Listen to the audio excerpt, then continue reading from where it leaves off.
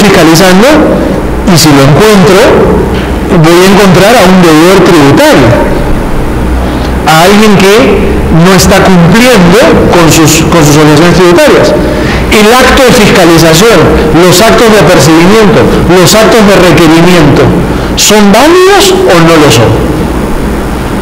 Miren que mi motivación fue perseguir a mi enemigo, pero lo encontré pues, lo encontré en una infracción normativa y entonces generé el acto de apercibimiento. ¿Ese acto es válido o no es válido? Esa es la discusión de la desviación de poder. Porque la discusión de la desviación de poder se plantea, ¿el poder público para qué ha sido utilizado?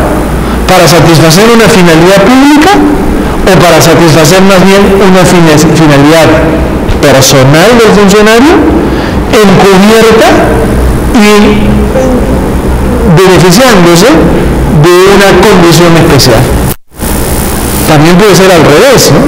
Imagínense al revés, me nombran fiscalizador de la ciudad y entonces mis amigos tranquilos, no pasa nada, pueden hacer lo que quieran. Estos son los casos donde la finalidad pública se tergiversa y la doctrina de la desviación de poder nos dice que si se llega a probar, pero también hay un tema de probanza, que efectivamente detrás de esa actuación lo que hay es esto, una utilización indebida del poder, el acto puede ser un acto viciado, puede terminar siendo un acto viciado y configurado en una condición de validez no apropiada para la actuación. Difícil, ¿no? Difícil porque en el fondo uno podría decir, pero el acto está identificando a un infractor y como tal, ese infractor debiera ser requerido para el pago de los impuestos como corresponde. Hay toda una discusión en ese sentido. Ahora, ojo también con aquellos casos en que las entidades públicas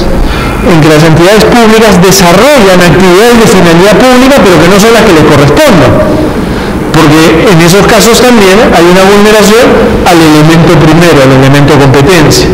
Cuando las administraciones públicas, por ejemplo, se meten en ámbitos de actuación que no les son propios. El INDECOPI tiene asignada, por ejemplo, la conciliación de consumo, pero es conciliación en temas de consumo. ¿Podría conciliar en otras materias? ¿Podría conciliar en temas patrimoniales de derecho civil? ¿Podría conciliar en temas de familia? Ciertamente que no. No es para eso que le ha sido asignada la atribución, y cualquier actuación en esa línea lo que configuraría es una violación a estos elementos, a este elemento de finalidad pública. A ver. El problema de la definición de poder es cómo se determina, cómo al final se logra establecer o existir una administración de definición de poder y este rol supuestamente debería ser responsabilidad de los socios, no es una reforma institucional, pero es una serie de limitación, a no ser que sea mediático, ¿no? Que termina siendo así como regulado por uso, que ahí no se dice, es evidente. Siempre me han planteado el problema es cómo identificarlo. Muy difícil, en realidad muy difícil. Y por eso la discusión, pues por eso es que este tema se vuelve tan rico en la casuística y genera tantas posiciones divergentes, ¿no? Ahora, la doctrina de la desviación de poder es una doctrina muy fuerte. Es una doctrina que lo que trata pues, precisamente de eliminar es estas utilizaciones subalternas, mezquinas de las personas, de los cargos que tienen asignados, ¿no? Y en la medida en que sean detectables debieran proceder. Muy bien. Y finalmente la norma nos habla del procedimiento regular. El derecho administrativo tiene una particularidad bien interesante. Es un derecho que ha crecido en el procedimiento. Ustedes vieron la norma central del derecho administrativo peruano. ¿Cómo se llama? Ley del procedimiento administrativo general. Es una ley de procedimiento. Si se la presentan a un procesalista le va a decir, entonces es una norma procesal. y resulta que no es solo procesal, es también sustantiva, por esta particularidad que el derecho administrativo tiene. Repito, el derecho administrativo ha crecido con el procedimiento. No es como las otras materias, que ha crecido con conceptos y después ha crecido el derecho adjetivo. No. El derecho administrativo ha crecido en el procedimiento. Entonces, el procedimiento es muy importante en el mundo del derecho administrativo. Y no es más en materia del acto administrativo. El acto administrativo no aparece sin circunstancia. El acto administrativo siempre está circunstanciado. ¿Qué quiere decir esto? Quiere decir que el acto administrativo siempre está vinculado a un procedimiento administrativo. Todo acto administrativo tiene siempre un procedimiento administrativo de referencia, pero no al revés. No todo procedimiento administrativo culmina en un acto administrativo. Miren este detalle. Todo acto administrativo siempre tiene de referencia un procedimiento administrativo. El acto administrativo no aparece espontáneamente. El acto administrativo viene precedido de un procedimiento administrativo siempre. Pero no al revés. No todo procedimiento administrativo genera un acto administrativo. Un procedimiento administrativo puede generar, por ejemplo, un reglamento administrativo. Un procedimiento administrativo puede terminar en un hecho administrativo. Un procedimiento administrativo puede terminar en un contrato administrativo. Un acto administrativo sí es el resultado de un procedimiento administrativo. Y obviamente ese procedimiento administrativo va a impactar la validez del acto administrativo. Para que el procedimiento administrativo para que el acto administrativo sea válido, el procedimiento administrativo que le sirve de referencia tiene que ser un procedimiento, como la ley llama, regular. Es decir, tiene que ser un procedimiento que se haya conducido de acuerdo a las reglas del debido proceso que rige la actuación administrativa. Entonces, si eso no se cumple, la validez del acto, la perfección del acto va a quedar impactada. Hay un tema de secuencia muy natural. Bien, entonces repasemos simplemente y recordemos que hemos visto, cuando hemos hablado de los elementos de la ley en el acto, la ley de una manera muy didáctica, muy académica, muy escolástica, nos va a decir hay que tener cuidado con la competencia, quién lo expide, hay que tener cuidado con el objeto, qué cosa persigue el acto y si eso que persigue guarda correspondencia con el ordenamiento legal que le sirve de referencia, potencia y acto. El acto que se sigue de esta potencia solo puede ser tal si cumple las condiciones del acto. La voluntad que está detrás no puede estar viciada, tiene que ser voluntad libre. La finalidad que se persigue tiene que ser la pública, la motivación tiene que ser la suficiente y el procedimiento regular es el que sirve de condición a esta acción. Ahora, para que el acto administrativo como tal produzca eficacia, hay que estar atentos a dos elementos sustanciales: el elemento de la forma y la condición de la notificación. Estos elementos son elementos de eficacia, porque yo puedo tener, el funcionario tiene en su cabeza un acto administrativo, lo puede tener diseñado, definido, ya sabe cómo lo va a escribir, pero ese acto administrativo como tal no existe, no está en el mundo del derecho. Para que esté en el mundo del derecho tiene que haber una manifestación, una exteriorización, una efectivización del acto. Y eso pasa por tener atención en dos elementos que hay que cuidar: la forma y la notificación, porque inciden en forma obligatoria sobre los efectos del acto administrativo. Cuando hablamos de forma, la forma no es otra cosa que el modo de exteriorizar la voluntad administrativa, porque, como les decía, un acto no exteriorizado carece de efectos. ¿Cuál debe ser la forma de los actos administrativos?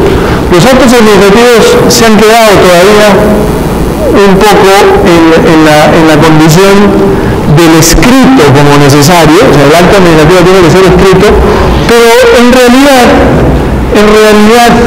lo que esta referencia que la ley tiene al escrito es al escrito en papel.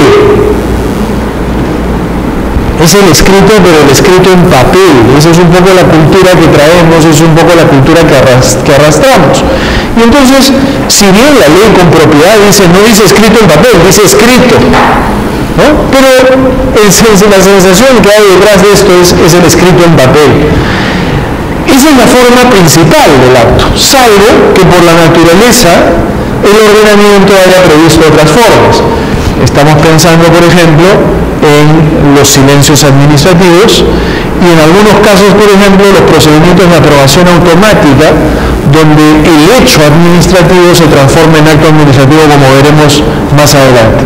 Y obviamente de esa forma tiene que cumplir algunas condiciones básicas, como indicar el lugar, la fecha, el órgano, el nombre, la firma y la autoridad, que son cosas elementales. Ahora, ¿llegaremos a la generación de actos administrativos electrónicos? Todo parece indicar que sí, ¿no? Todo parece indicar que vamos a eso, que probablemente lo que nos estamos acostumbrando a ver en las computadoras, y en la medida en que circulen y la tecnología vaya aportando esta facilidad, esa simplicidad, no va a haber ningún problema en hacerlo. La ley está previendo eso cuando dice, cuando hayan circunstancias que el ordenamiento haya previsto para otras condiciones, siempre será posible entender que un acto administrativo sea así. Y el segundo elemento de eficacia es el que tiene que ver con la notificación. El acto administrativo tiene que ser noticiado, tiene que ser comunicado como tal, tiene que ser puesto en conocimiento del interesado para que produzca efecto. Y la regla básica es que el acto es eficaz a partir de su notificación. Un acto puede estar muy bien conformado, un acto puede tener todos los elementos de validez tratados adecuadamente, pero si no es notificado, si no es noticiado a quien va dirigido, obviamente no va a producir efectos como corresponde. Entonces, el tema clave aquí es la notificación del acto. Lo normal, ¿qué cosa es? Que el acto se produzca, que el acto se notifique y que una vez notificado produzca los efectos jurídicos. Sin embargo, la ley ha contemplado algunos supuestos de eficacia anticipada. Dice la propia ley que el acto podría tener algunos supuestos de eficacia anticipada, normalmente cuando favorezca al administrado y no lesione derechos fundamentales o intereses legalmente protegidos a terceros.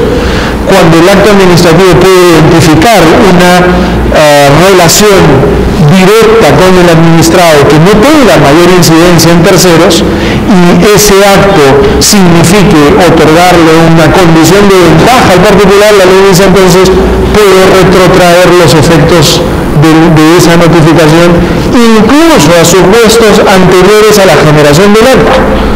Porque esta eficacia anticipada es muy atrevida. En un primer momento dice la eficacia anticipada puede ser al momento de la generación del acto, pero ya en una medida extrema va incluso un paso antes y dice al momento de la existencia del derecho, con lo cual la generación del acto solo tiene una condición declarativa de un derecho que ya preexistía. Son situaciones absolutamente razonables bajo la condición que efectivamente se contempla aquí, que es que beneficie al particular y no perjudique a otros que pudieran verse afectados con este tema.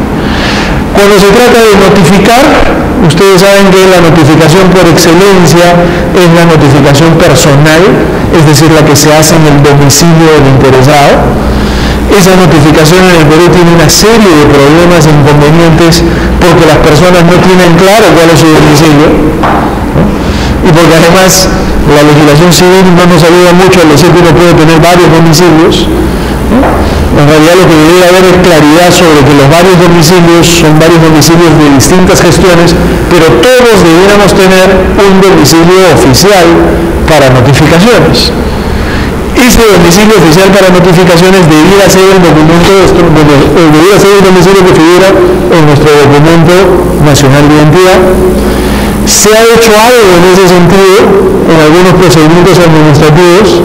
Nos ha dicho ese es el domicilio para los efectos de notificación en este procedimiento, pero en realidad creo que nos ayudaría mucho a todos los abogados y sería muy bueno que se asumiera una cosa así, la libertad de que la persona tenga todos los domicilios que quiera, pero el domicilio para efectos legales y para efectos de cualquier notificación sea el domicilio que figura en su documento nacional de identidad. ¿Tienen actualizado su domicilio en su documento nacional de identidad? Eso es un tema interesante para hablar. Pueden haber notificaciones por modalidades especiales. Es curioso que la ley sea una ley de principios de siglo, sigue hablando del fax, no sé si alguien usa fax, ya esto es retórico, pero se habla también de las notificaciones por correo electrónico. Esas notificaciones son posibles cuando la parte o el ciudadano acepta una notificación de ese tipo, se somete a un mecanismo de notificación de ese tipo, y obviamente van a ser la notificación del futuro, ¿no? Las notificaciones por correo electrónico. Y luego están las notificaciones por la vía de la publicación, que son las más gravosas, las más caras, las más complicadas, que se supone debieran ser además las que logran más fácilmente la finalidad, pero son las que menos la gente conoce, las que menos la gente se entera, y las que más usa la SUNAT, ¿no? Ahora que estamos en el mes de marzo. Bueno, estos elementos de eficacia son súper importantes. Hay algunos escenarios donde puede haber dispensas de notificaciones. En realidad no es una dispensa de notificación, sino es más bien situaciones en las cuales la notificación ya no tiene sentido porque el administrado ha tomado conocimiento del acto de manera directa. Puede ser porque se acercó a la dependencia, porque vio el acto administrativo y se enteró del acto administrativo de acuerdo al procedimiento, que son situaciones excepcionales a tener en consideración. Un factor interesante que vale la pena relevar es el hecho de que la notificación administrativa ha marcado una pauta. En estos últimos 10 años de aplicación de la ley, creo que el derecho administrativo ha contribuido mucho en esto, porque ha obligado a que sus notificaciones sean notificaciones también informativas y orientativas.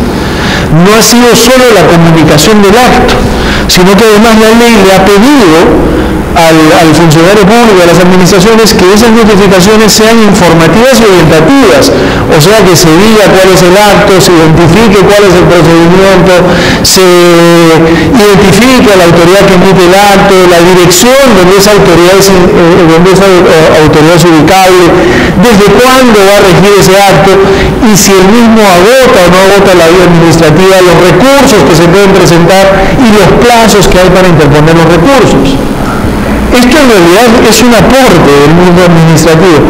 Imaginen ustedes qué lindo sería que cuando nos llegan las notificaciones judiciales, el Poder Judicial nos empieza a decir: oiga, usted tiene 5 días para esto, ¿no? Y tiene que ir a tal local, a tal sitio, en tal lugar, necesita tal cosa, tiene que pagar tal tasa. Veo caras de asombro, pero miren ustedes que no es la primera vez que el mundo administrativo lanza mensajes que el Poder Judicial toma. Recuerden ustedes, por ejemplo, una práctica muy administrativa ha sido la práctica de subsanar admisibilidad de recursos. Eso es una práctica absolutamente administrativa. Si usted presenta el recurso y no paga la tasa, le doy 2 días para que pague. Si usted presenta el recurso y se olvidó de firmarlo, le doy 2 días para que firme. Si usted presenta el recurso y no adjuntó el requisito tal, le doy 2 días para que lo presente. Eso, que era una cosa muy administrativa, el Poder Judicial ya lo acepta. Hasta hace no muchos años presentar un recurso a la Suprema sin tasa era estás muerto. Hoy día te dan tu plazo de subsanación. Yo confío que en algún momento logremos imponer esto también, o sea, que la autoridad judicial entienda que la notificación es una intervención de poder público y que como tal el ciudadano que la recibe debe recibir toda la orientación posible, que además a la autoridad no le cuesta, porque la tiene clara, sabe además a dónde va, qué hay que hacer, cómo hay que hacerlo, cuándo hay que hacerlo, que son cosas que debieran estar. Bueno, eso es una particularidad. Entonces, básicamente recordamos además de los elementos de validez, hay que mirar los elementos de eficacia que tienen que ver con el hecho de que el acto tiene que ser tangible, tiene que tener una forma tangible y tiene que tener una noticiación para que empiece a producir los efectos que se requieren. Otro tema de discusión tremendamente interesante en el mundo administrativo y que no estaba resuelto era si los actos administrativos podían estar sujetos a los elementos accidentales, es decir, si podía haber una condición, podía haber un plazo o podía haber un modo. La ley administrativa, en una fórmula que utiliza de manera recurrente, lo que ha dicho de manera general es que sí es posible. Sí es posible que las actuaciones contenidas en los actos administrativos tengan estos elementos accidentales. ¿Pero en qué casos? En los casos en que las leyes especiales hayan contemplado esa situación. En otras palabras, la norma general ha dicho sí es posible condicionar o accidentalizar un acto administrativo siempre y cuando las leyes especiales así lo tengan contemplado. Porque contra esta posibilidad de accidentalizar los actos administrativos siempre estuvo la discusión o el temor de darle al acto administrativo un carácter de concesión graciosa. O sea, yo autoridad te doy la autorización, pero y como yo te la doy, yo también te la puedo quitar. Entonces, frente a eso, frente a esa posibilidad de que me quites algo que me has dado, y frente a una doctrina de respeto del derecho ciudadano, es que han existido corrientes muy fuertes que se han resistido a la posibilidad de que los actos administrativos sean accidentalizados. Sin embargo, la realidad demuestra que los accidentes o la accidentalización de los actos administrativos es un instrumento que puede ser bien utilizado, muy beneficioso para los particulares. ¿De qué hablamos cuando hablamos de esta situación de accidentes? En escenarios que van a incidir en forma eventual sobre los efectos del acto administrativo o que van a significar la imposición de prestaciones accesorias accidentales, ¿no? Por ejemplo, la condición es un hecho futuro e incierto que supedita los efectos del acto. Puede ser suspensiva o resolutorio, ¿no? O sea, el acto va a producir efectos si es que se produce un evento, un hecho futuro e incierto, que no depende ni del administrador ni del administrado. El plazo o término es te doy la autorización, el acto administrativo produce efectos por un tiempo determinado. El tiempo obviamente va a transcurrir de todas maneras, es distinto a la condición. El tiempo va a transcurrir de todas maneras, hay certeza de que el tiempo va a transcurrir, pero obviamente te da un espacio en el que vas a poder disfrutar del acto o vas a poder tener una situación de disfrute transitorio de ese acto. El cargo tiene que ver con la imposición de una prestación accesoria al beneficiado. Este concepto del cargo, por ejemplo, es un concepto muy propio en materias de tipo concesiones de recursos naturales. Yo te concedo la explotación del recurso, pero tu cargo va a ser pagar un derecho de vigencia todos los años. Y muchas de las veces ese derecho de vigencia puede ir acompañado además de alguna prestación accesoria.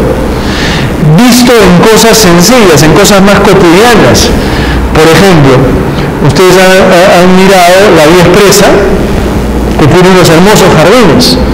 Hace muchos años esos jardines eran una desgracia, hasta que un buen día la municipalidad decidió concesionarlos y le dijo a las empresas, yo te doy el jardín. ¿Cuál es la condición para que tú pongas tu publicidad en el jardín, como está puesta? Que me tengas el jardín impecable.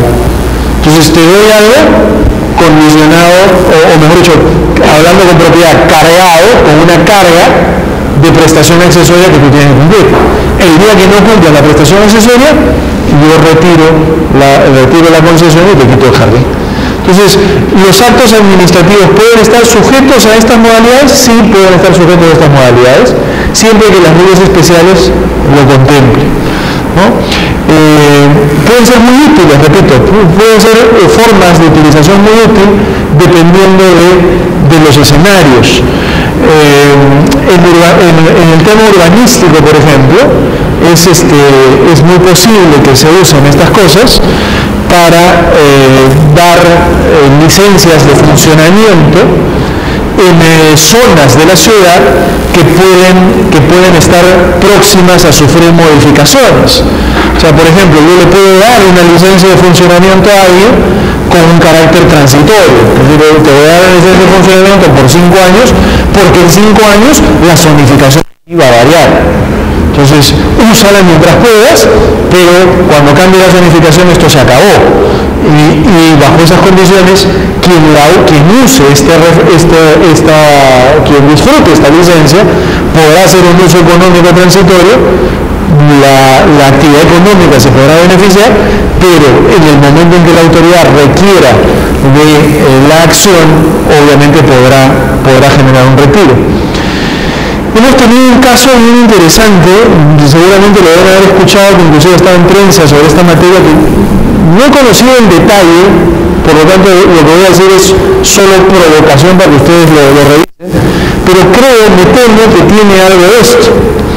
Si ustedes recuerdan, cuando empieza a funcionar el metropolitano, los operadores del metropolitano le dicen a la municipalidad: ahora te toca retirar las licencias de operaciones que tenían las líneas de transporte que estaban compitiendo con el metropolitano. Y efectivamente el municipio las retira. Una vez que el municipio las retira, estas personas, estas compañías van al INDECOPI y plantean su denuncia por barreras burocráticas, y el INDECOPI ampara la denuncia por barreras burocráticas. ¿Cuál es el argumento de la municipalidad? El argumento de la municipalidad es: yo te di las licencias de ruta condicionadas a que empezara a operar el metropolitano. En el momento en que empezara a operar el metropolitano, esas licencias decaían, se acababan. La intervención del INDECOPI parece que ha dicho que efectivamente eso era así, pero que el municipio no habría seguido la forma resolutoria apropiada, que habría habido ahí una condición de forma jurídica no correcta para la finalidad del acto perseguido. En fin, al margen del caso, lo que les menciono es que estamos frente a una situación de acto administrativo accidentalizado. Miren qué útil puede ser dar licencias transitorias hasta que se genere una situación o una condición que haga que ya no corresponda. Lo peligroso con esto es a quién se las das y si se acostumbra, porque obviamente si ese se acostumbra va a ser muy difícil que quiera salir. Muy bien. Este es entonces el escenario de conformación válida de un acto administrativo. En esta reflexión que empezamos hace ya unas horas, decíamos entonces que el acto administrativo pone en acto la potencia de la ley. Pero ese poner en acto la potencia de la ley significa satisfacer algunas condiciones de validez que son las que hemos revisado. Todo acto administrativo que cumpla esas condiciones es un acto administrativo válido. Muy bien. ¿Qué pasa si no las cumple? ¿Qué pasa si tiene defectos? ¿Qué pasa si omite condiciones? Estamos frente a lo que se llama un acto administrativo viciado. Ese vicio, ¿en qué condiciones, en qué situaciones, en qué supuestos va a señalar la nulidad del acto? Eso es lo que vamos a mirar en un segundo. Ahora, noten ustedes el siguiente tema. El mundo del derecho es un mundo construido básicamente sobre un concepto muy caro, muy preciado para el derecho, que es el concepto de seguridad jurídica. ¿Qué cosa nos dice ese concepto de seguridad jurídica? Ese concepto de seguridad jurídica nos dice que las actuaciones en derecho normalmente debieran ser actuaciones válidas. Que el mundo del derecho normalmente debiera construir permanentemente estructuras jurídicas válidas. que eso debiera ser lo normal y que como eso es lo normal, todos debiéramos conducirnos con confianza en el mundo del derecho, con confianza en la producción jurídica. Ahora, claro, que esto suena de discurso medio tonto, medio confiado, porque nosotros que somos abogados y que estamos en la pelea del día a día, sabemos que más de una vez nos encontramos con actuaciones jurídicas que no cumplen las condiciones de validez, que no cumplen las condiciones de legalidad, más bien nuestro trabajo es destruir esas actuaciones, expulsarlas del ordenamiento jurídico. Sí, pero cuidado, eso no es lo que realmente construye un sistema.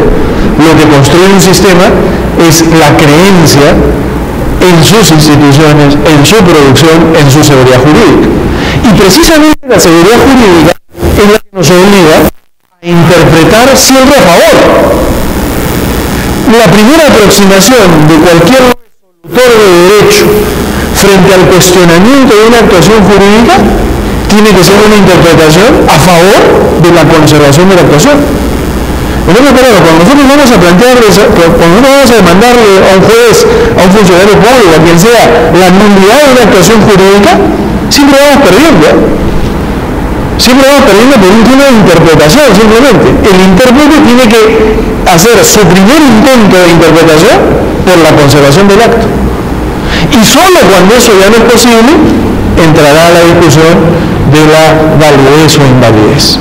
Entonces, en ese mundo es que nos vamos a mover para identificar cuáles son esos supuestos de invalidez del acto administrativo. Antes, siempre que estamos frente a un acto administrativo válidamente conformado, ese acto administrativo va a ser legítimo, es decir, va a tener el respaldo del sistema legal, se va a presentar como un acto acorde con las condiciones jurídicas que le sirven de soporte, va a ser un acto ejecutivo y ejecutorio. Alguna vez un amigo me llamó y me dijo: oye, la SUNAT me mandó una resolución de determinación hace un tiempo. La pregunta fue: ¿desde cuándo estoy obligado a pagar? ¿Cómo que desde cuándo estás obligado a pagar? Estás obligado a pagar desde que la has recibido, desde que tienes conocimiento del acto administrativo, porque los actos administrativos son ejecutivos y son ejecutorios en sí mismos, o sea, tienen esa característica.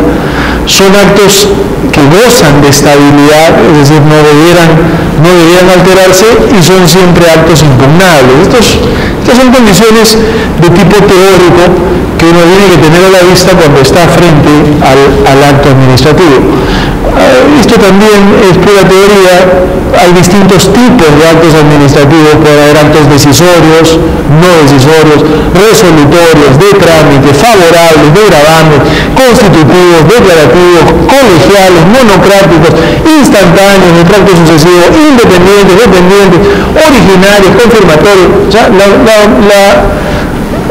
variedad del acto administrativo es enorme, pero eso no es lo que me interesa. Me interesa el tema de la nulidad. Me interesa que hablemos de la nulidad. ¿Cuándo estamos frente a un escenario de nulidad? Estamos frente a un escenario de nulidad cuando se presentan vicios que afectan los elementos esenciales de validez de un acto administrativo. La invalidez seguida de pérdida de efectos es la sanción que le impone el ordenamiento jurídico a un acto administrativo. Esta idea es la que quiero ahondar. El acto administrativo bien conformado es el acto administrativo válido. El acto administrativo con defectos en su conformación es el acto viciado. Cuando ese vicio es un vicio sustancial, entonces ese vicio conlleva la invalidez del acto administrativo. No todo vicio conlleva la invalidez del acto administrativo.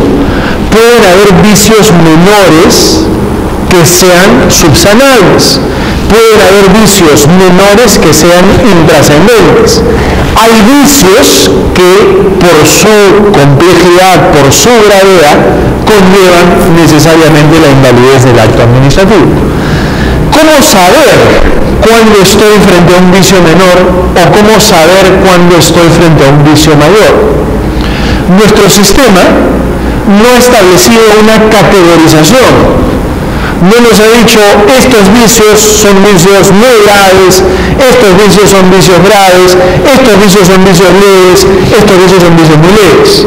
Nuestro sistema ha dejado librado este tema de la interpretación. Ha dado algunas pautas, ha dado algunos elementos de orientación, pero básicamente es un trabajo de interpretación. Entonces eso nos obliga siempre a volver sobre los elementos de validez que estudiábamos hace un rato y a preguntarnos cuáles de esos elementos son elementos más importantes que los otros, y dentro de esas importancias cuáles son los supuestos en los cuales los vicios pueden conllevar necesariamente la transgresión del acto administrativo y consiguientemente su invalidez.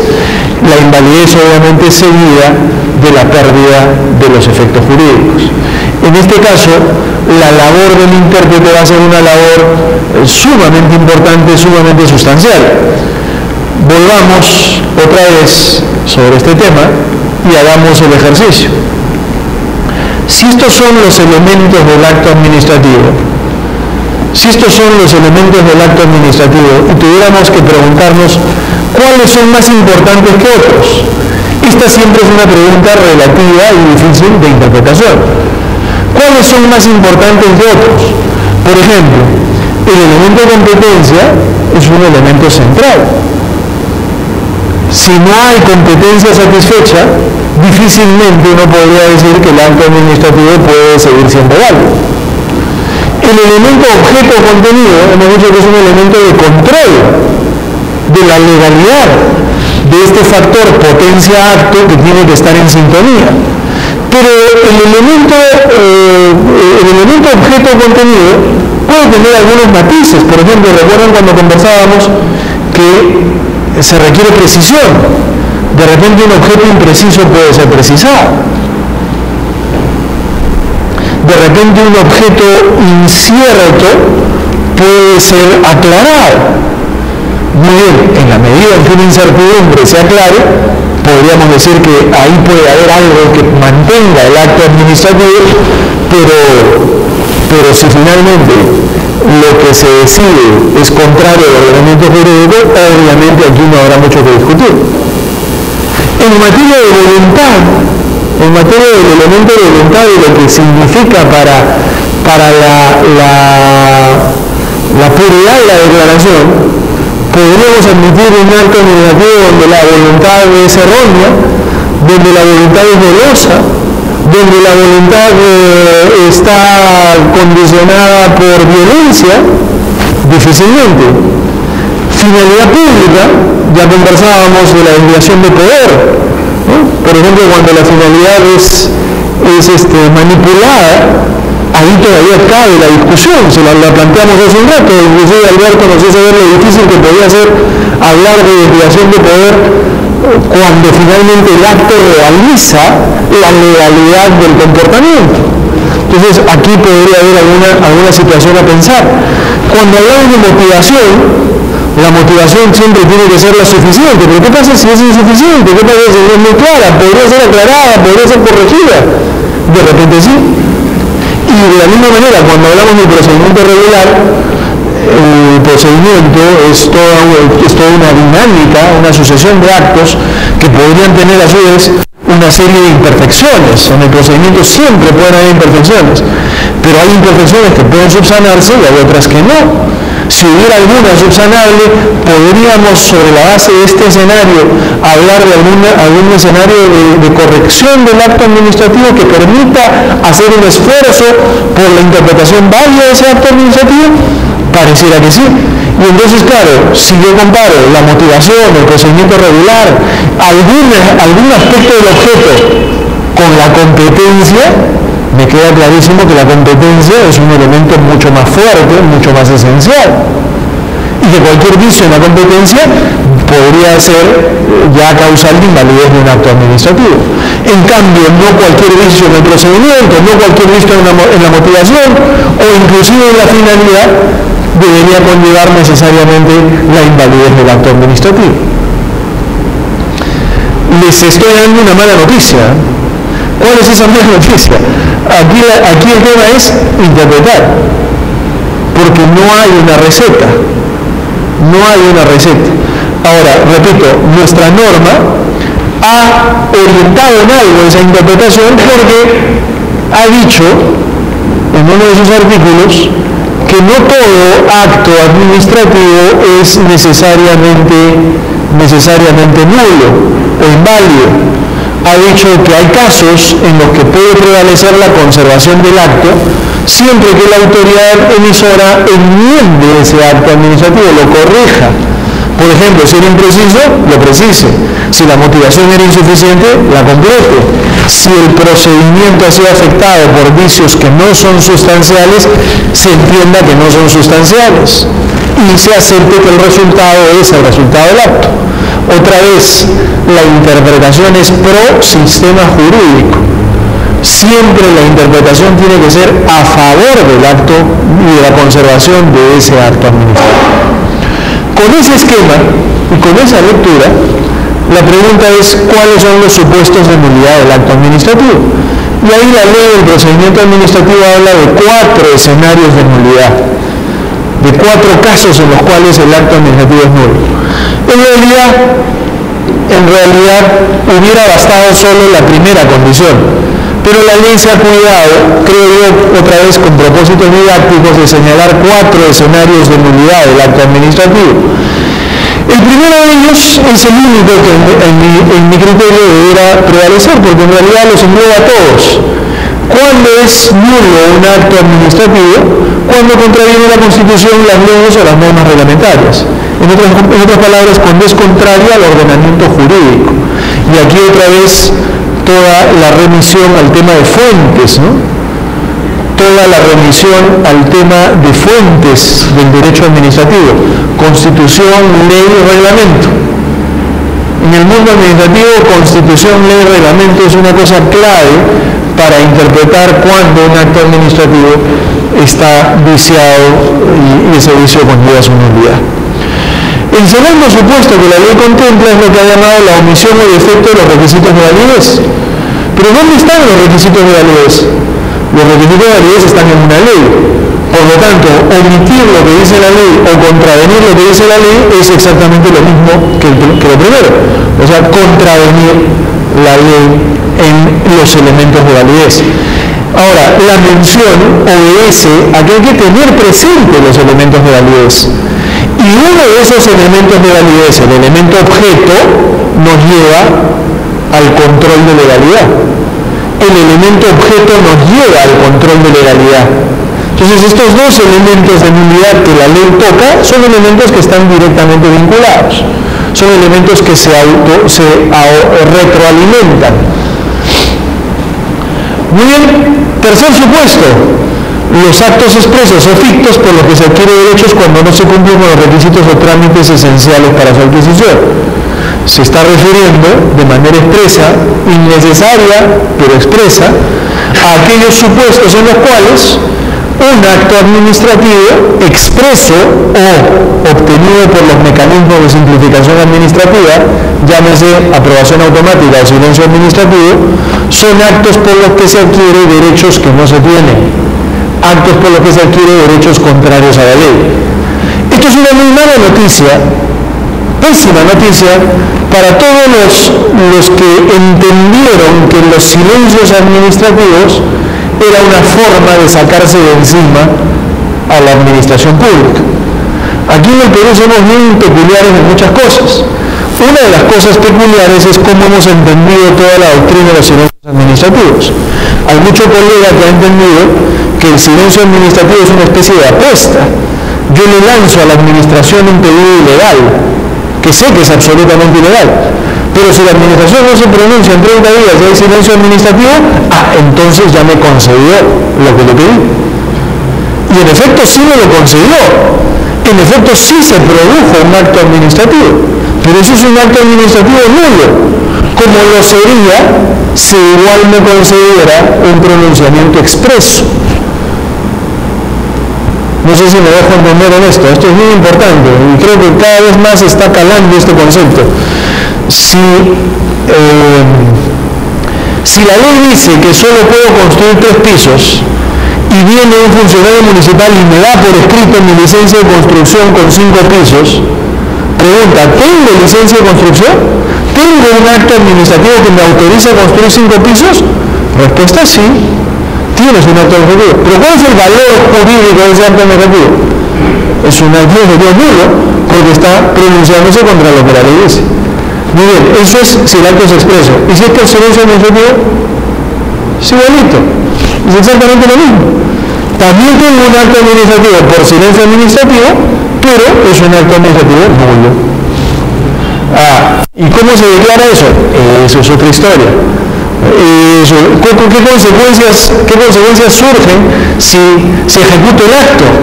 Eso es otro problema, en un ratito conversamos eso. Pero la idea inicial es esta de aquí. Lo mismo pasa con los actos de aprobación automática, ¿no? Los actos de aprobación automática son estos procedimientos donde uno va con todos los requisitos exigidos, el funcionario en esa parte mira que los requisitos estén simplemente presentados, no ve la idoneidad, y verificando que estén todos, sella recepción. El sello de recepción, ¿qué cosa es? Es un hecho administrativo. Alguien me selló que había recibido conforme. Muy bien, ese hecho administrativo, por mandato de la ley, se convierte en acto administrativo.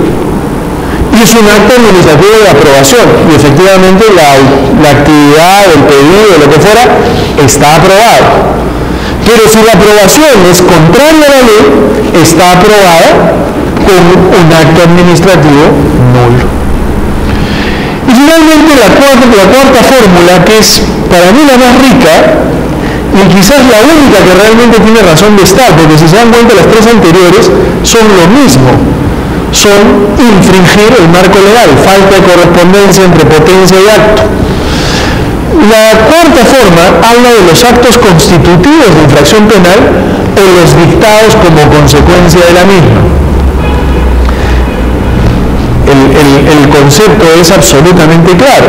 Lo que nos está diciendo es que es nulo el acto administrativo que encubre o que es parte de un delito. Si detrás de ese acto administrativo hay un delito, por ejemplo, estoy comprando la voluntad, ese acto administrativo es nulo, no puede ser un acto administrativo válido porque detrás de esa acción hay un delito. Ahora, miren este dato.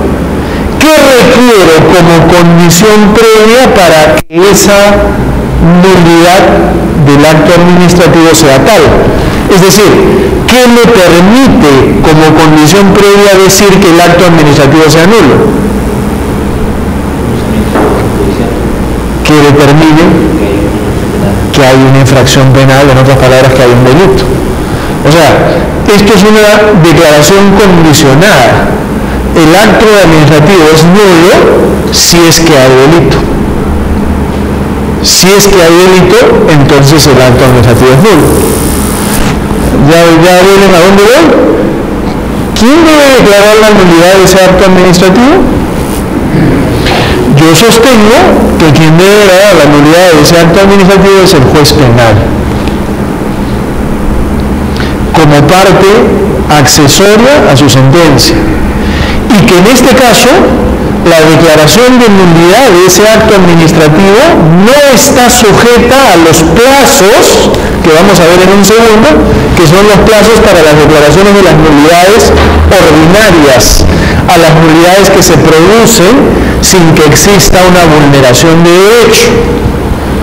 Aquí, por ejemplo, podría declararse la nulidad de actos administrativos después de 15 años. Porque imagínense si el delito es un delito de peculado, es un delito de colusión, un delito de cohecho, que tienen prescripciones enormes, podrían pasar pues 15 años hasta que se descubre que efectivamente hubo un acto de cohecho. Y después de esos 15 años, el juez penal declarará la nulidad del acto administrativo en el momento en que identifique la existencia de un delito. Así es en España. Y esto lo copiamos de España. Pero solo copiamos una parte, no copiamos la parte de las declaraciones, eso se quedó en el tintero. Y claro, hay mucha resistencia. Yo conversaba esto con jueces penales y se asustaban, decían, no, pero ¿cómo voy a declarar yo la nulidad de un acto administrativo después de mucho tiempo? porque así es, o sea, tú no puedes, después de declarar que hay un delito en la formación de ese acto administrativo, dejar que el acto administrativo produzca los efectos sin ningún tipo de restricción. Entonces, estas son las condiciones de nulidad de un acto administrativo. Como ven, todas están referenciadas al cumplimiento o no de las condiciones legales. Sí.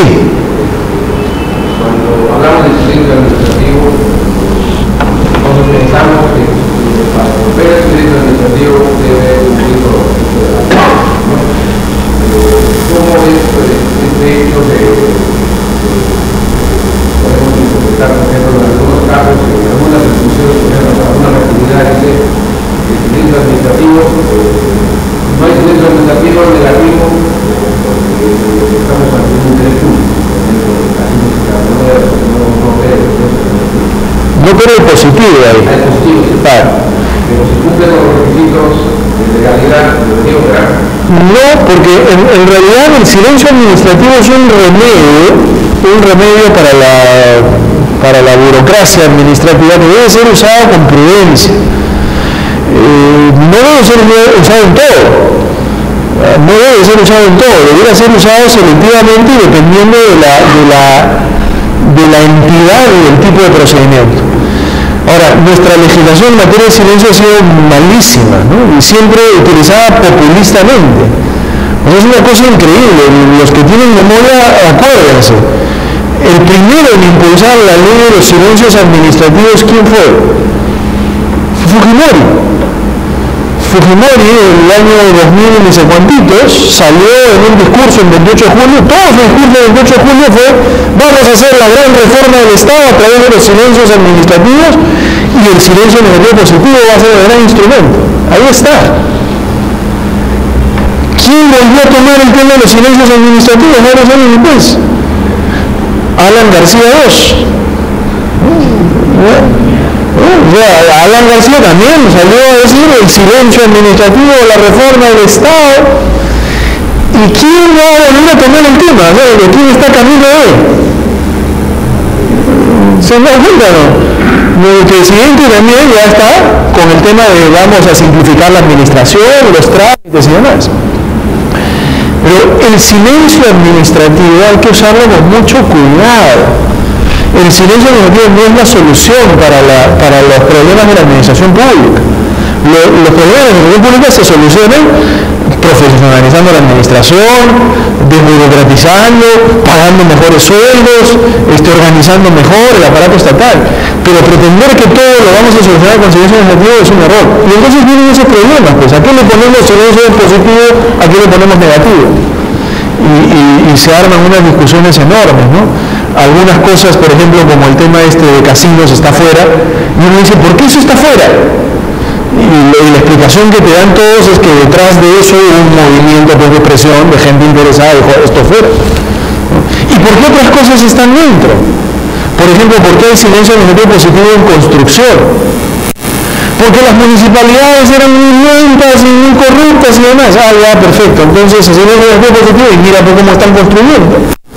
O sea, lo que tiene el resultado del silencio administrativo positivo en el Perú es el caos urbanístico que tenemos. Y cada cierto tiempo se muere alguien, ¿no? O sea, se cayó la obra, ¿no? Y entonces ahí recién dicen, ¿pero por qué nadie controló? Por silencio administrativo positivo. O sea, tenemos que encontrar algunos equilibrios. Lamentablemente en el Perú nos tiramos pues a la piscina muy rápido, ¿no? ¿Cuáles son estas irregularidades no invalidantes?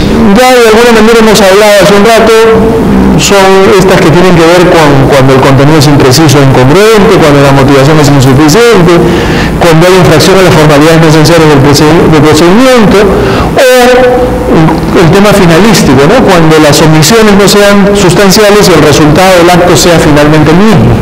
Cuando eso ocurra, el acto administrativo debe conservar su valor de validez. Esto es lo que conversábamos hace un rato, sino que acá está sistematizado y les va a quedar para la reflexión posterior. Muy bien. Entonces, miren, ya hemos visto cuando el acto es válido, ya hemos visto cuando el acto es eficaz, ya Ya hemos visto cuando el acto es inválido y hemos visto cuando en algunos escenarios el acto, pese a tener algún vicio, se puede quedar en el ordenamiento jurídico. Y aquí hago un paréntesis, ¿eh? Aquí hago un paréntesis. Una cosa que tenemos que aprender todos los abogados, y se lo debemos a la seguridad jurídica, es que muchos actos que son inválidos van a producir efectos como si fueran válidos. La seguridad jurídica nos pone cierres a las posibilidades de discutir cosas. Llegan determinados momentos en que ya no es posible discutir la validez o invalidez de un acto. Y en esos escenarios ese acto pues simplemente va a producir efectos como si fuera un acto válido. No es que se volvió válido, siempre será un acto viciado, siempre será un acto con valor jurídico deplorable, pero producirá efectos como si lo fuera. Esto es increíble, uno podría decir, me resisto a aceptar una cosa como esta. Alguna vez me tocó una de las conversaciones más difíciles, y tomen un segundo porque ustedes no son personas que tienen recorrido en el mundo del derecho y esta reflexión creo que vale la pena hacerla. Alguna vez me tocó conversar con un anciano, una persona mayor, una persona muy sabia, yo la valoraba mucho, la apreciaba mucho. Y siempre hemos conversado de literatura, de filosofía, de política, y yo realmente me había enriquecido mucho del contacto con esta persona. Y un día llegó ese día que no debió llegar nunca, donde vino a contarme que tenía un problema legal. ¿Cuál era el problema legal que tenía? Que efectivamente había heredado unos bienes en un determinado momento y su hermano se lo había almorzado, o sea, se había apropiado de los bienes. Pero vino a contarme esta historia y esa apropiación, esa disposición de los bienes había pasado 15 años atrás. Entonces ya se imaginan lo que había que explicarle. O sea, había que explicarle que sí, efectivamente tenía derecho, pero que ya no había manera de hacer valer su derecho porque ya todas las acciones habían prescrito, ya no eran pertinentes. Por favor, traten de identificar el trance. ¿Cómo explicarle eso? Decirle que eso es parte de un concepto que en el mundo del derecho nosotros manejamos muy bien, que se llama el concepto de seguridad jurídica, que nos dice que hay que cerrar historias, que nos dice que hay que creer en el sistema, que nos dice que después de un tiempo ya no puedo estar discutiendo cosas antiguas porque si no la inseguridad sería muy grande y eso sería devastador para el sistema. Todavía recuerdo lo último que me dijo porque fue la última vez que conversamos. Me miró a los ojos y me dijo, ¿esto es lo que les enseñas a tus alumnos? Y no volvió a hablar nunca más conmigo. Claro, en el fondo, ¿qué hay detrás de ese sentimiento de una persona de sabiduría popular? El sentimiento de justicia. Que dice, oye, pero una situación injusta, ¿cómo puede entronizarse? ¿Cómo puede convalidarse algo así? Y esa, créanme, fue la discusión que tuvieron por ejemplo, los de la Comisión Revisora del Código Civil cuando quitaron de las causales de nulidad la inexistencia. Ustedes saben que la inexistencia es un concepto donde uno puede alegar la inexistencia del acto sin tiempo. O sea, yo puedo alegar la inexistencia en cualquier momento.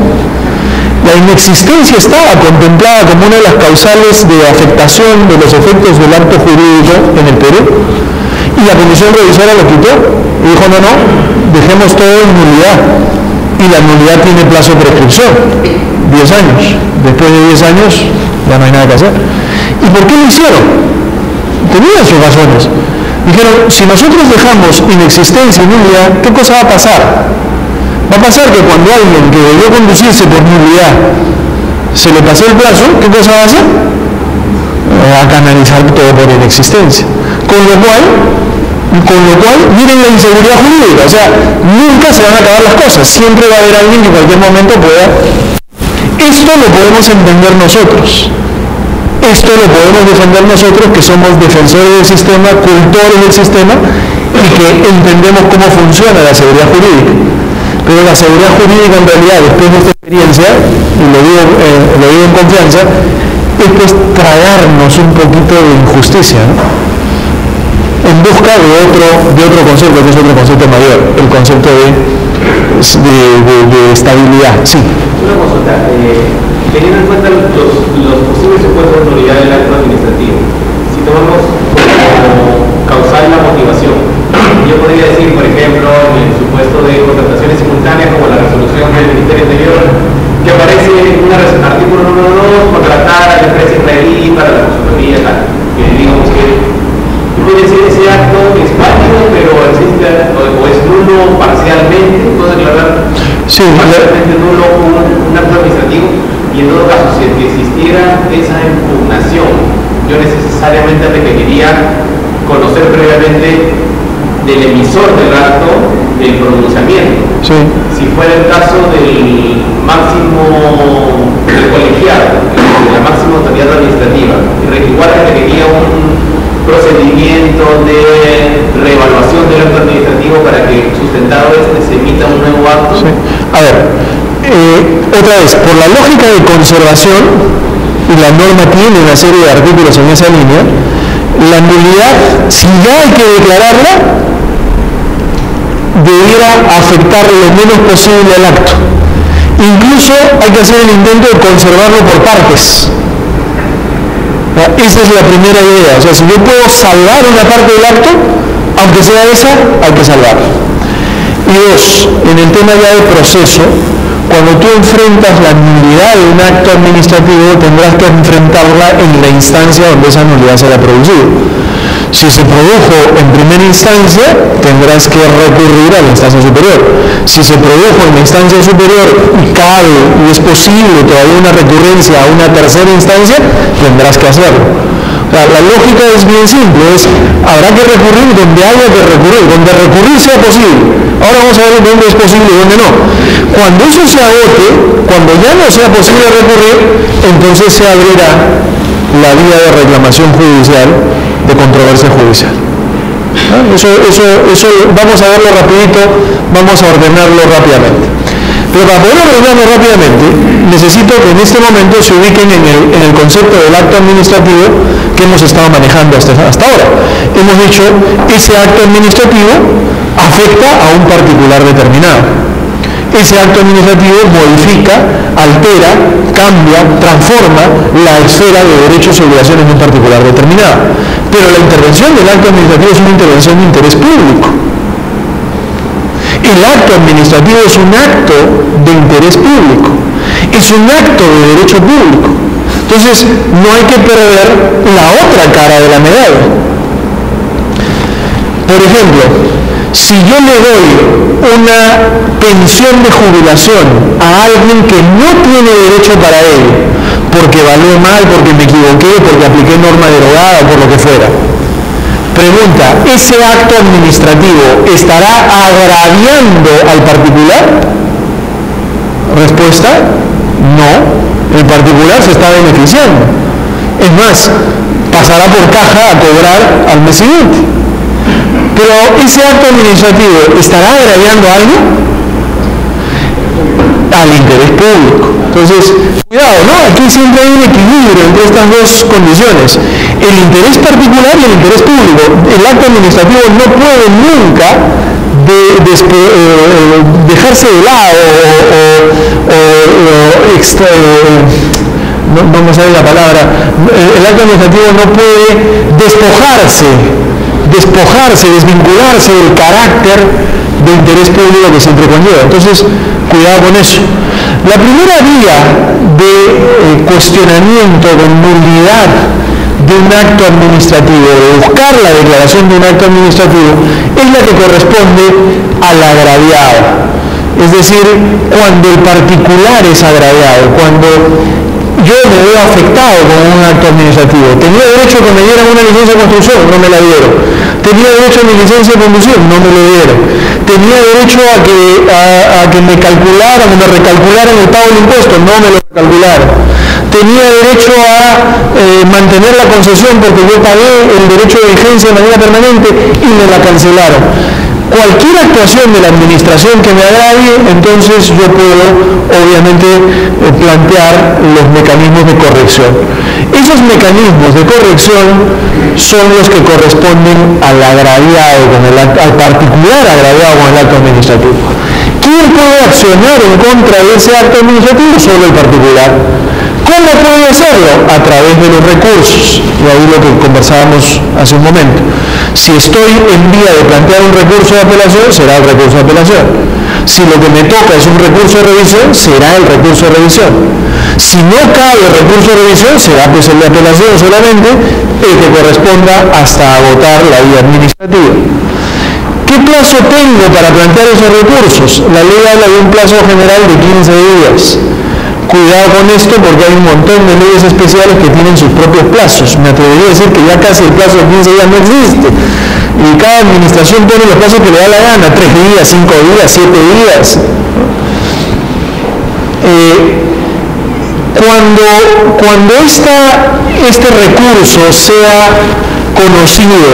este recurso sea conocido, atendido y declarado, ¿qué pasará cuál será la manifestación jurídica? O sea, ¿qué pasa si efectivamente planteo el recurso y el superior decide que el acto administrativo que yo estoy cuestionando es un acto administrativo inválido? Ese pronunciamiento del superior en ese sentido tendrá un efecto declarativo y será retroactivo a la fecha del acto. En otras palabras, la intervención del superior declarando la nulidad es una intervención de limpieza hasta el momento mismo de la generación del acto. Esto es muy importante y tiene sentido porque obviamente si se logra identificar la condición de invalidez del acto y el superior así lo declara, ese acto debe salir del ordenamiento jurídico. No hay posibilidad de que se quede y la salida es total, es una salida de pleno derecho. Esto es un pleno derecho raro, la ley habla de pleno derecho, que no es un pleno derecho como lo conocemos, es un pleno derecho raro que en realidad lo que quiere decir es se va completo, se va en el momento mismo que apareció. La intervención es una intervención de limpieza total. Una consulta, en el curso anterior cuando habla sobre el agraviado, nos refiere la parte de hablar de interés directo. Sí, claro, así, que aquí sí no es cualquiera, es un agraviado que tiene que probar su interés legítimo, actual, probado y directo. O sea, normalmente afectado con el acto. Ahora, podrían haber afectados indirectos también, podrían haber afectados indirectos. Esos afectados indirectos, si quisieran cuestionar la validez del acto, tendrían que hacerlo acreditando esa condición. Típico ejemplo, me dan la licencia de construcción a mí, tú eres el vecino. Entonces, a mí no corresponde esa licencia. Muy bien, en el momento en que tú te enteres de la existencia de ese acto, tú puedes incorporarte al procedimiento y cuestionarlo, porque te agravia a ti. Y obviamente en ese caso tendrás que probar tu interés legítimo, actual, directo, y tendrás que alegar una condición de tercero administrado que quiere convertirse ahora sí en administrado y discutir ese acto administrativo. Los actos administrativos tienen siempre efectos colaterales. Hoy día se han entregado muchas licencias de conducir. ¿Les interesa? ¿A alguno de ustedes les interesa o no?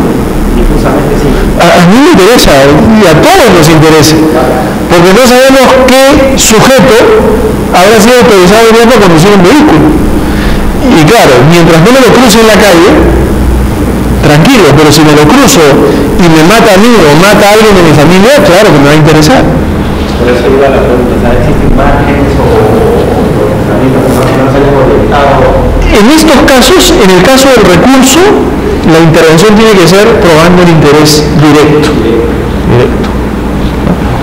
Las acciones difusas en el mundo administrativo están reservadas para unas intervenciones que la propia ley ha previsto, que tienen que ver más bien con simplificación administrativa, servicios públicos y demás. No están contempladas para esto. Bueno, esta es la vía del agraviado. Si el agraviado agota la vía administrativa, podrá ir a la vía contenciosa administrativa y buscar a un juez que finalmente declare la nulidad del acto. Pero ¿cuál es la vía de la administración? La vía de la administración es lo que se llama la nulidad de oficio. O sea, las situaciones en las cuales la propia administración puede declarar la nulidad de su acto. Ya aquí hay algunos problemas de concepto, ¿no? Porque es ella misma declarando la nulidad de su propio acto. Es un poder especial, es un tratamiento especial, es una condición especial. Claro que sí, y es una condición especial solo de la propia administración. ¿Cuándo se da esta situación? Procede siempre que exista afectación al interés público. Aquí la administración tiene que alegar la afectación al interés público, cosa que no es muy difícil, porque obviamente cualquier transgresión al marco legal conlleva de suyo una afectación al interés público, pero la administración está obligada a probar o a decir o a alegar además que esa afectación al interés público se ha materializado en un daño concreto con el beneficio que el particular ha obtenido. Claro, lo que pasa es que de repente, no sé si es correcto, pero muchas veces ese interés público se asimila, la administración asimila lo que es una finalidad pública. Toda actuación de la administración pública tiene una finalidad pública, porque administra toda la sociedad. Pero no necesariamente esos actos conllevan a una relación con el interés público. Ordinariamente se ha hablado de lo que es el interés público, cosas que las administraciones nunca digan cuando quieren anular un acto. Y te dicen que efectivamente perjudica a la sociedad, pero lo hacen de manera difusa y amplia. Pero nunca ha habido lineamientos ni procesamientos específicos o que hagan un filtro, como de repente en algún momento lo hizo de COPI cuando evaluar las barreras burocráticas para determinar si efectivamente se está afectando o no el interés público. Sí, ahora, la realidad yo creo que es muy fuerte ahí porque finalmente es la intervención de la administración y esa intervención viene premunida de todo un halo de condición pública que difícilmente se va a discutir, ¿no? Exacto, la administración no la vas a ganar nunca. Ahora, siendo una intervención de tanto poder tiene algunos rigores. El rigor principal es que esta declaración la haga un superior jerárquico, o sea que no sea el mismo que emitió el acto. Esa es la regla, que sea un superior jerárquico el que participe de la declaración. Pero claro, el legislador lo que confía es que si el superior jerárquico tiene que corregir, también le llamará la atención pues, al inferior jerárquico, o sea, se la cobrará desde el punto de vista disciplinario. Esa es la lectura. Y el plazo para hacerla es de un año contado desde que quedó concedido el acto. Eso es el escenario en que esto se da. La ley decía que no procedía a contratos emitidos por consejos o tribunales y que debía pedirse al Poder Judicial. O sea, cuando la nulidad fuera una nulidad generada en un órgano colegiado, no cabía este mecanismo de nulidad de oficio. O sea, que no fuera posible que ese mismo órgano declarara la nulidad o en el negado supuesto que existiera un superior, el superior lo hiciera. Pero la ley ha sufrido una modificación y la modificación dice exactamente lo contrario. Dice, si es un consejo o un órgano colegiado, la nulidad de oficio puede ser declarada por el mismo consejo. Pero le pone un candado. Me dice, tiene que haber unanimidad. O sea, todos los consejeros tienen que estar de acuerdo en que eso sea así. Entonces basta con que uno diga, yo no estoy de acuerdo para que ya no camine. Muy bien. Ahora, ¿qué ocurre si este año se acaba? Si este año se acaba, pues uno podría decir, bueno, el acto produce todos sus efectos y no hay problema.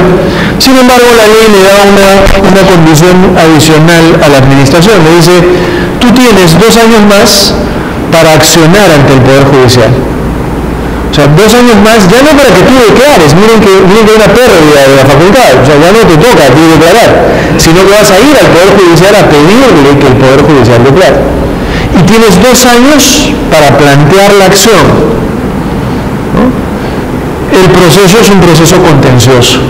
Y claro, esto es lo que se llama el contencioso medio raro, ¿no? Porque ¿cuál es el contencioso normal? ¿Cuál es el contencioso ordinario? contencioso normal, el contencioso ordinario es donde quien demanda es el particular, ¿no?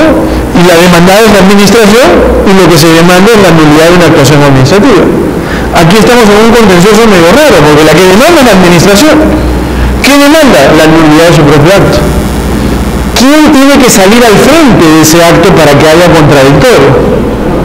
El único que podría salir al frente es el que se beneficia con el acto, que no es otro que el administrado, ¿no? Yo con los alumnos de pregrado juego mucho con esto, les digo, sale la administración, y claro, todos por inercia con eso, claro, la administración. Y después se dan cuenta de cómo la administración se va a demandar a sí misma, no hay proceso. En proceso tiene que haber contradicción. Entonces, esto es el esquema de las nulidades, de los actos administrativos, la validez y demás. Repito, les estoy dejando la lectura de Garrido Falla y confío en que le dediquen, no toma más de hora y media hacer esa lectura. Vale la pena leerla porque, repito, cuando uno la lee se da cuenta de dónde el legislador nacional ha sacado las normas que hoy día aplicamos. Y ahí hay toda una teorización obviamente muy completa, muy clara sobre los temas que hemos conversado en esta noche y es un buen refuerzo para todo lo que hemos hablado. Muy bien, les agradezco, muchas gracias.